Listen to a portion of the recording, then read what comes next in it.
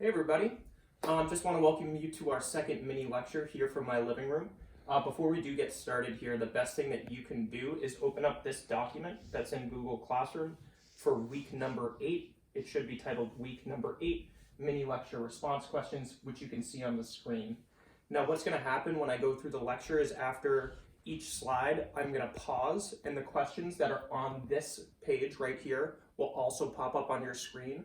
When I tell you to hit pause, just make sure you hit pause on the video, move over to this document, answer the question before resuming the video for the next slide. That being said, let's get to it. Here we go. So, today we are discussing the end of the Civil War. We've been talking about the Civil War for the past month or so and have learned a lot about all of the lives lost, all the speeches that Lincoln gave, the division and the arguments and the anger over slavery. And now we're getting to the point where we hit the year 1865, and it's about time for things to come to an end.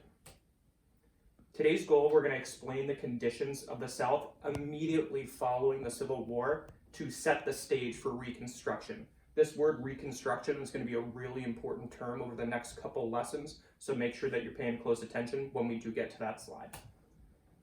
Okay, so let's just get a little bit of context of what's happening at the end of the war. Once we get to the year 1865, we have now seen one of the most brutal moments of the war, which we can see depicted right here. This is called Sherman's March to the Sea, which is also a very famous battle because this man, William Tecumseh Sherman, who you can see up in the top right corner of the screen, is a pretty brutal general. He is someone who breaks down the railroads so that all transportation between places in the South is disrupted, so people cannot get supplies that they need, so that soldiers cannot get from place to place without walking really long distances. He's going to go around, he's going to burn down homes, businesses, and more or less destroy a path all the way from the center of Georgia out into the ocean and the city of Savannah. The other assignment that you had this week that you did before this really went deep into Sherman's March, so you should be familiar with this. Now, after Sherman's March ends and the South is in ruins and totally destroyed, we move towards the end of the war, and you can see in this picture in the bottom corner of the screen, two men shaking hands. Those, of course, are Ulysses S. Grant, who is in the blue. He's the head general for the Union, as you might remember. And in the gray, we can see Robert E. Lee. And they're meeting at a place called Appomattox Courthouse. This is known as the Surrender at Appomattox. It is a meeting which officially ends the war. Both Robert E. Lee and Ulysses S. Grant will sign a treaty agreeing to end the war. At this point, you're going to hit pause on the video after you answer each question, which one is describe Sherman's March in 2 to 3 sentences, and then 2, what meeting ended the Civil War, and tell me what 2 men signed the treaty. That's when you can resume the video. Answer those questions now.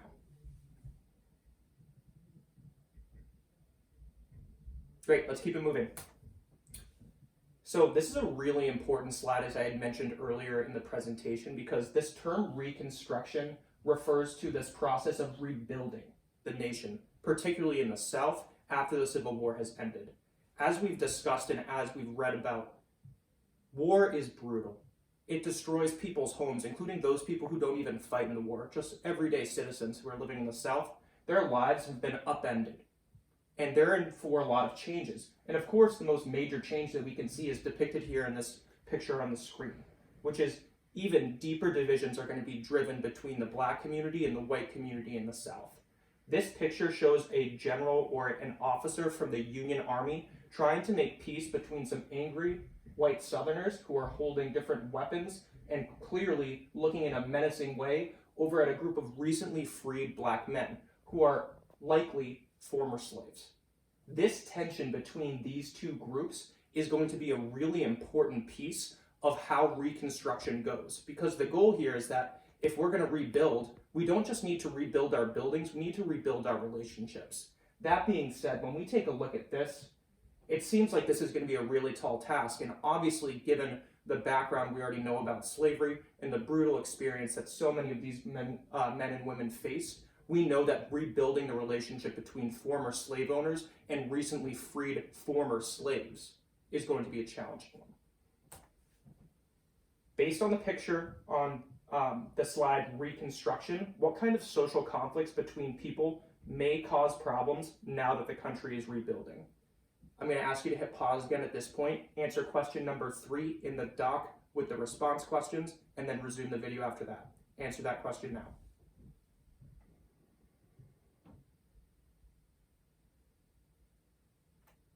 Let's move on. Okay, now after we see the surrender at Appomattox Courthouse and the war has officially come to an end, both sides have agreed, they've signed the treaty, they've decided we're going to start with Reconstruction or rebuilding.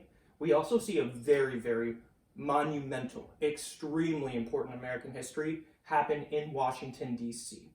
We're going to see that the 13th Amendment to the Constitution will officially, legally end the institution of slavery. Of course, you'll remember back from last week, we learned about something called the Emancipation Proclamation. That's when Abraham Lincoln made this announcement saying that all Southern slaves are now free. Now, he cannot make a law because he's the president. And as you know, the executive branch is in charge of enforcing laws, but they're not in charge of writing laws. That's up to the legislative branch. Now, the legislative branch has finally passed in both the Senate and the House of Representatives an official law that says slavery is truly illegal and not allowed. Now, the only exception for that is for punishment as a crime. So, for example, if you were to be arrested and put in jail and then in prison found guilty of a crime, you could be made to do free work or free labor as part of your punishment for the crime.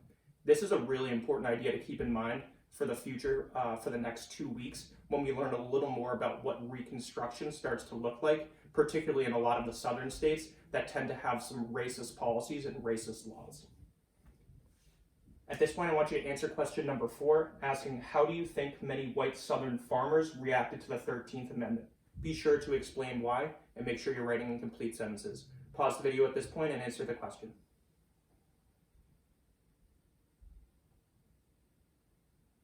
All right, let's keep it moving. So this next slide is going to explain a little bit more about the social dynamics and the political dynamics between different groups living in the South now that the war is over. As we've mentioned, the South has been destroyed physically. We see tons of rubble, old buildings that used to be in great shape totally blown to smithereens. And more so, we're starting to see even more violence between groups. We're starting to see mobs of angry white Southerners go after recently freed blacks. We see a spike in different murders of certain groups of people, particularly in the black community, but as well as in the abolitionist community, including some white abolitionists too. Now, we have another side of the coin that's kind of hard to look at here. If you are a white Southerner who's a former slave owner, obviously you've probably committed some terrible atrocities in your life. You have treated people as if they were animals and dehumanized them. You have forced people into terrible working conditions, taken their freedom, and taken their humanity from them. At the same time, you are still a person yourself, and now if you no longer have a farm or a business to rely on, you're all of a sudden likely looking at a really difficult financial situation. When we have big events in American history that really impact people's wallets, this leads to a lot of anger and tension almost always.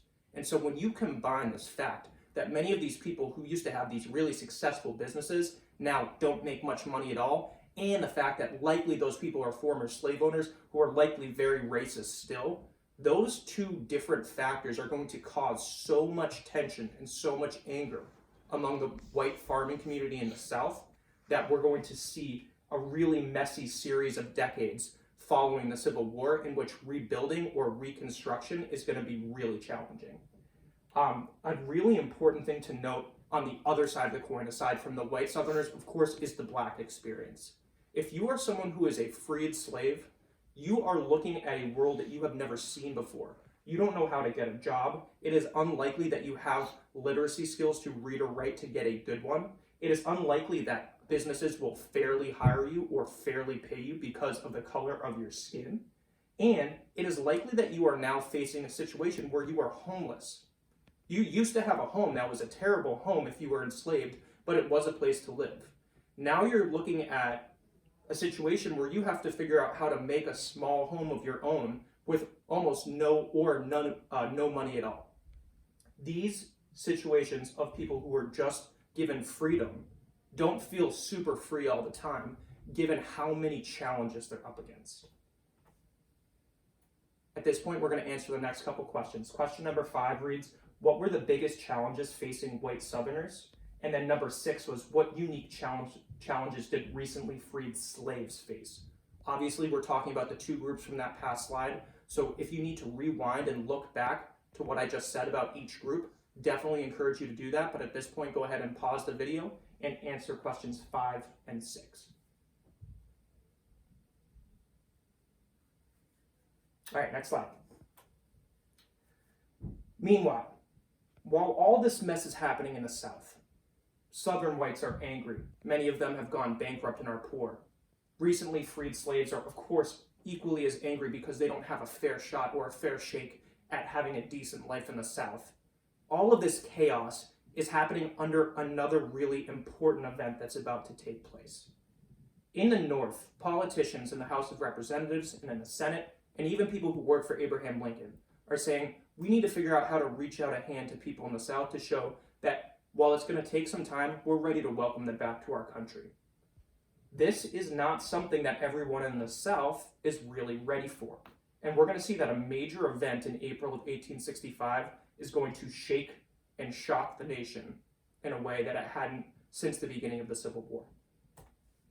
That, of course, is the assassination of President Lincoln. This is a moment in history where we really see that even after seemingly the good guys have won, there are always going to be some people on the losing side that don't accept defeat. There's this man who's an actor in Washington, D.C. at a place called the Ford's Theater. His name is John Wilkes Booth. He was a Southern man who had grown up on a plantation with slaves ever since he was a little kid. He grew up in a family that made their fortune and made their wealth by having people use forced labor and by dehumanizing people to do the work for them. Now that has been taken away because the 13th Amendment has been passed and it is official, the Civil War is over. This means this new law banning slavery will be enforced. That means that John Wilkes Booth's family's fortune and the money they've made is probably going to disappear. He is angry. He is a racist man. And he is there the same night that President Lincoln is there to see a play. He sneaks into President Lincoln's booth sometime right around 10 p.m. during the performance. He goes up behind President Lincoln and he pulls the trigger and he assassinates him. When he kills him, it is almost an immediate situation in which Lincoln is unconscious and he will officially pass later that morning. John Wilkes Booth will escape successfully to start by jumping off the balcony. Somewhere along in the process in his escape to Virginia, he ends up breaking his leg, which slows him down, and eventually he's caught in the barn of a tobacco farm somewhere in rural Virginia, and he is killed there on the spot. Here's just one more depiction of the assassination. At the time, obviously, there wasn't someone in the theater who was ready to take a picture of this event, so we don't have a picture the way that maybe we would with some other events from this era. However, there have been many artists who've tried to depict this terrible and this very frightening event that really kind of sums up the feelings of angry Southerners right after the Civil War. We only have 2 more questions here, so let me just quickly read through these before I have you answer them and we sign off for the day. Number 7 reads, why did John Wilkes Booth assassinate Abraham Lincoln? Who would replace Abraham Lincoln as president? What was a major difference between these 2 men? For those last 2 parts of this question, question number 7, I'm going to ask that you look up this answer on your own online. I will tell you right now that one of the major differences between these 2 men, the one who will eventually replace Lincoln as president, has to do with where they come from. So when you do find out who becomes the next president, make sure that you look where that person comes from and try to make a connection about where this new president is from will make them so different than where Lincoln was from. Now, question number 8 here, I'm asking you to make 2 predictions. Now that we have a little more context and an idea of what life is like in the South, now that the war is over, I want you to say 2 different things you think might happen or different events that might unfold in the South now that we know that we have a group of recently freed former slaves, as well as a group of very angry and now many very poor white Southerners. Make these predictions, and once you do, just make sure you hit submit on that Google Doc. Thanks everyone for listening, and I hope you guys have a great rest of your day. Thanks guys.